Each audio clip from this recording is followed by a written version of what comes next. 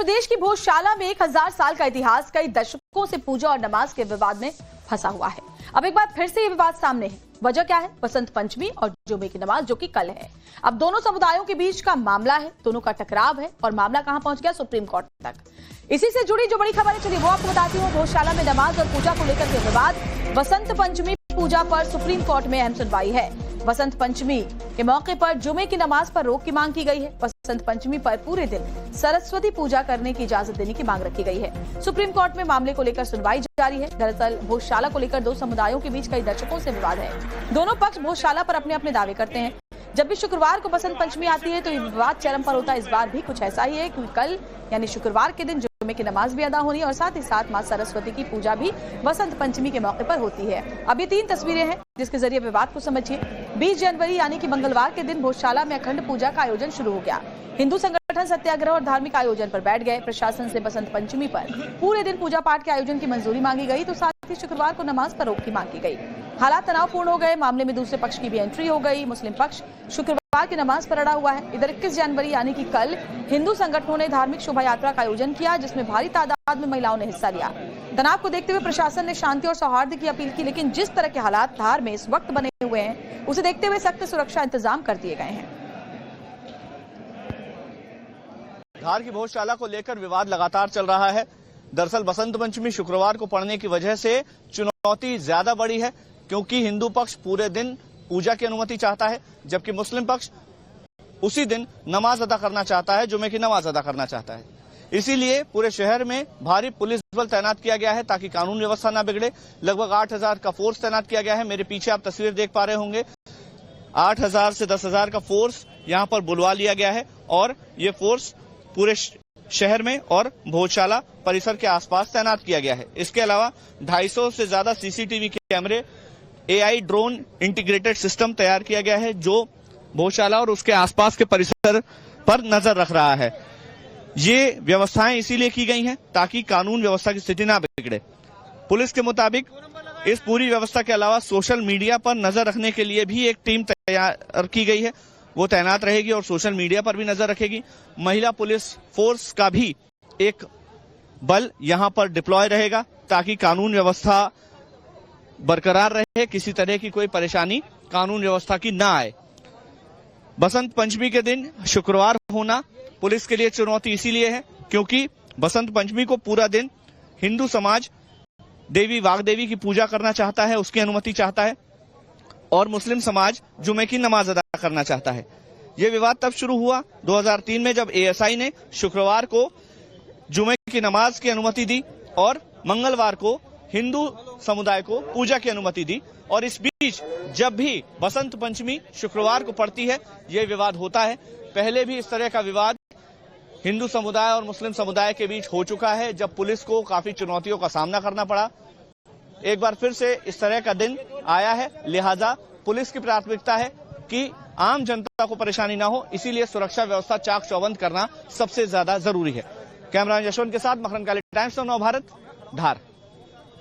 इसी मामले को लेकर सुप्रीम कोर्ट में सुनवाई चल रही है। हिंदू पक्ष ने पूरे दिन बसंत पंचमी पर पूजा करने की इजाजत की मांग की है। सुप्रीम कोर्ट का फैसला बड़ा। ASI का आदेश सुप्रीम कोर्ट ने जारी रखा है। ये बड़ी खबर आपको बता रहे हैं। भोजशाला पर सुप्रीम कोर्ट का फैसला सामने आ गया है और सुप्रीम कोर्ट की तरफ से एक बार फिर से यही बात कही गई कि दोनों पक्ष आपसी सद्भाव रखे। ASI का जो आदेश था सुप्रीम कोर्ट ने उसे जारी रखा है। इसका मतलब दोनों ही पक्षों के लिए एक तरफा कोई फैसला नहीं आया है। सुप्रीम कोर्ट ने कहा कि दोनों ही पक्ष के बीच इस तरह से एक सर्वसम्मति से, क्योंकि नमाज का समय 1 से 3 होगा और जो पूजा का वक्त है वो सुबह से शुरू होगा, तो धार भोजशाला मामले में सुप्रीम कोर्ट ने ASI के आदेश को जारी रखा है। नमाज का जो वक्त है वो 1 से 3 का रहने वाला है। और गौरव श्रीवास्तव का फटाफट से रुक कर लेते। गौरव, बताएंगे क्या कुछ फैसले में सामने निकल कर आया है? गौरव, बताएं जरा डिटेल में।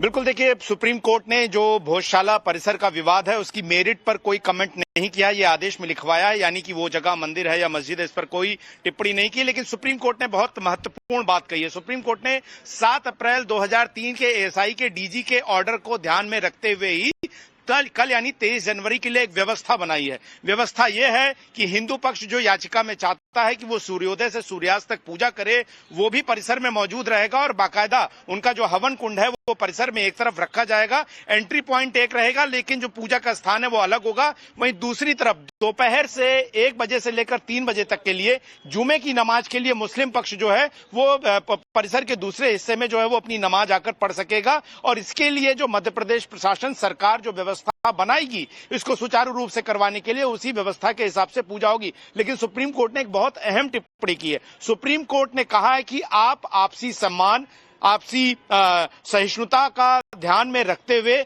पुलिस और प्रशासन का सहयोग करें, मुस्लिम और हिंदू पक्ष, और दोनों ही अपने पक्षों को की पूजा करें। सुप्रीम कोर्ट की जानकारी में यह भी लाया गया कि इससे पहले 2003, 2013 और 2016 में भी इसी तरह से बसंत पंचमी और जुमे की नमाज एक साथ पड़ी थी और उसी व्यवस्था के तहत जो है कल भी होना है। लेकिन चूंकि हिंदू पक्ष के याचिकाकर्ताओं का कहना था कि एएसआई का जो ऑर्डर है 2003 का वो इस बात में स्पष्टता नहीं देता है कि अगर दोनों एक साथ हो जाएं तो किसे वरीयता मिलनी चाहिए। लेकिन चूंकि मुस्लिम पक्ष की तरफ से कहा गया कि जुमे की नमाज है और उसका वक्त तय है, ऐसे में जो है वो हम नहीं टाल सकते हैं, क्योंकि हिंदू पक्ष कह रहा था कि हमारा अखंड हवन पूजन होना है, तो सूर्योदय से लेकर सूर्यास्त तक हमें पूजा की इजाजत दी जाए और मुस्लिम पक्ष को 5 बजे के बाद नमाज की इजाजत दी जाए। जिस पर मुस्लिम पक्ष की तरफ से पेश हो रहे सलमान खुर्शीद जो वरिष्ठ वकील है, उन्होंने कहा कि नमाज का वक्त है वो बदल नहीं सकता। ऐसे में सुप्रीम कोर्ट ने व्यवस्था बनाई कि परिसर में जितनी भी जगह है उसके हिसाब से एक तरफ जो है वो हिंदू पक्ष का पांडाल लगाया जाए और वहां पर उनका हवन कुंड रखकर उनको सूर्योदय से सूर्यास्त तक पूजा की जाती जाए।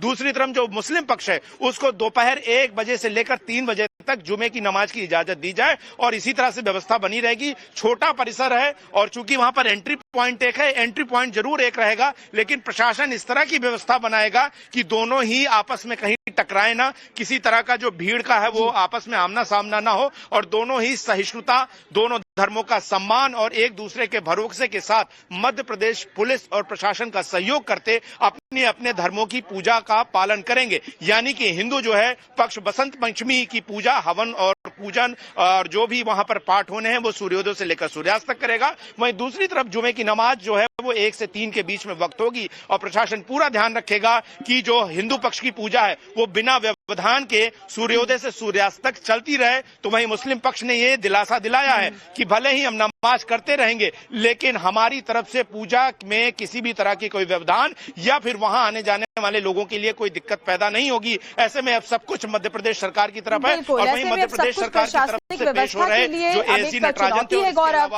क्योंकि सुप्रीम कोर्ट के फैसले के बारे में जो जानकारी आप दे रहे हैं उसको सीधे शब्दों में समझे तो दोनों ही पक्षों के लिए सुप्रीम कोर्ट ने फैसला दिया है कि हिंदू पक्ष अब पूजा जारी रख सकता है, मुस्लिम पक्ष नमाज अदा कर सकता है अपने वक्त पर। बस जरूरत है कि दोनों ही पक्ष शांति बनाए रखे।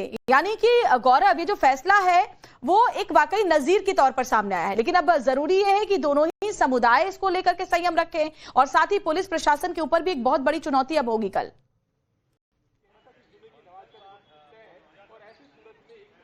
बिल्कुल, देखिए पुलिस प्रशासन के लिए चुनौती, और जैसा कि हमारे साथी भोपाल के मकरंद काले दिखा रहे थे कि वहां पर बड़े पैमाने पर पुलिस की सुरक्षा व्यवस्था, ड्रोन कैमरे और सीसीटीवी का कंट्रोल रूम है। ये जानकारी सुप्रीम कोर्ट में मध्य प्रदेश पुलिस और प्रशासन की तरफ से दी गई कि सुप्रीम कोर्ट जिस भी तरह का फैसला देगा हम हर परिस्थिति के लिए तैयार हैं। और ये बात सुप्रीम कोर्ट में सुनवाई के शुरुआती समय में ही सुप्रीम कोर्ट को देकर आश्वस्त कर दिया गया और इसी आधार पर सुप्रीम कोर्ट ने यह व्यवस्था बनाई है कि चूंकि ये मामला जो है एक तरह से कहा जाए विवादित है, यानी कि जो भोजशाला परिसर है जहां पर हिंदू पक्ष जो है वो मां वाग देवी का मंदिर या मां सरस्वती का मंदिर होने का दावा और प्रमाण रखता है, और वहीं मुस्लिम पक्ष कहता है कि वहां पर मौलाना कमाल जो है उनकी जो मजार है और ऐसे में हमें वहां पर जो है इस तरीके से इजाजत हो। तो कुल मिलाकर जो ये पूरा मामला है वो कोर्ट के सामने था। कोर्ट ने बहुत साफ साफ कहा है, कोर्ट ने 2 बातें कही हैं, हिंदू पक्ष और मुस्लिम पक्ष दोनों को ही इजाजत होगी। यानी कि हिंदू पक्ष, मैं आपको बता दूं कि अगर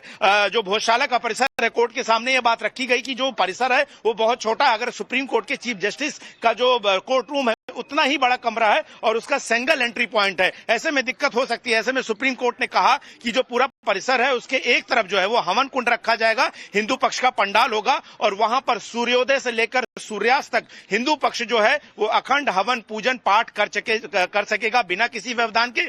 वहीं मुस्लिम पक्ष को उनकी जुमे की नमाज के लिए परिसर के एक दूसरी तरफ जो है वहां पर उनके नमाज के लिए व्यवस्था की जाएगी और उसके लिए जगह जो है वो मध्य प्रदेश सरकार और एएसआई ने चिन्हित कर ली है, जहां पर वो नमाज पढ़ेंगे और उसका वक्त 1 से 3 के बीच में ही होगा। यानी कि 1 बजे मुस्लिम पक्ष प्रवेश करेगा और 3 बजने तक पूरा परिसर जो है वो मुस्लिम पक्ष खाली कर देगा। लेकिन नमाज अगर होती भी रहेगी, उस दौरान जो है वो हिंदू पक्ष की जो सरस्वती पूजन का कार्यक्रम है, बसंत पूजन का कार्यक्रम है, वो किसी भी तरह से रुकेगा नहीं और वो अपना एक हिस्से में जो है वो भोजशाला मंदिर के चलता रहेगा, उस परिसर में चलता रहेगा। और जो मस्जिद कमेटी है उसकी तरफ से जो वरिष्ठ वकील सलमान खुर्शीद पेश हुए, उन्होंने बहुत साफ कहा कि हम इस बात का दिलासा दिलाते हैं कि हम नमाज पढ़ने जरूर आएंगे, लेकिन दूसरी तरफ हिंदू पक्ष जो है वो अपनी पूजा पाठ या बसंत पंचमी का जो कार्यक्रम या हवन पूजन का कार्यक्रम है उसे वो निर्बाध तरीके से लगातार करता रहेगा और हमारी तरफ से इसमें कोई व्यवधान नहीं डाला जाएगा। हालांकि मध्य प्रदेश सरकार पुलिस प्रशासन के सामने चुनौती ये है कि चूंकि भोजशाला परिसर का जो क्षेत्रफल है वो सही कह रहे हैं आप, और बड़ी जानकारी आप दे रहे हैं सुप्रीम कोर्ट के आए फैसले को लेकर के। लेकिन मकरंद काले का रुख कर लेते हैं, क्योंकि मकरंद काले वहां पर हमें ज्यादा बेहतर तरीके से समझा पाएंगे कि भोजशाला का जो पूरा परिसर है। मकरंद जरा समझाइए हमारे दर्शकों को, सुप्रीम कोर्ट के फैसले के बाद अब हिंदू पक्ष और मुस्लिम पक्ष दोनों ही कल अपनी अपनी, जहां हिंदू पक्ष पूजा करेगा सूर्योदय से सूर्यास्त तक, मुस्लिम पक्ष यहां अपनी नमाज अदा करने जाएगा। लेकिन वो जो परिसर है वो उसमें किस तरह की व्यवस्था की जा सकती है, जरा उसके बारे में जानकारी दें। दोनों पक्ष कहां कहां रहेंगे वो बताएं, और पुलिस प्रशासन के लिए कितनी बड़ी चुनौती होने जा रही है कल।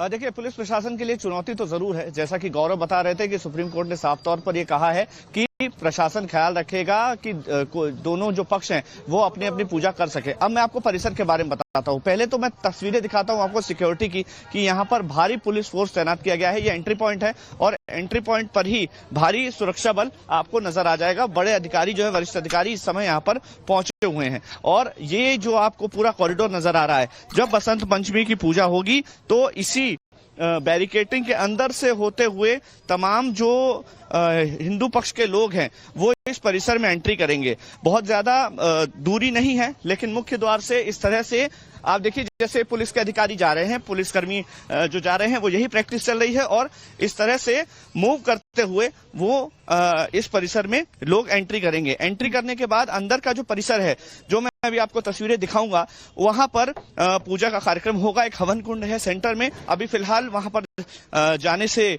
फिलहाल कैमरों की एंट्री वहां पर बंद कर दी गई है, लेकिन जो पूरा परिसर है वो मैं आपको दिखाऊंगा कि जो एंट्री पॉइंट है, जिस जगह पर मैं चल रहा हूं इस समय, वो एंट्री पॉइंट है। यहीं से हिंदू पक्ष और मुस्लिम पक्ष दोनों ही जाते हैं। जब मुस्लिम पक्ष जाता है तो नमाज अदा करता है और हिंदू पक्ष जाता है तो वो अपना मंगलवार को पूजा करने जाता है। एएसआई के आदेश में स्पष्ट किया गया था कि मंगलवार को हिंदू धर्म के लोग जो हैं वो अपना पूजन करेंगे और शुक्रवार को जो मुस्लिम धर्म के लोग हैं वो नमाज पढ़ेंगे।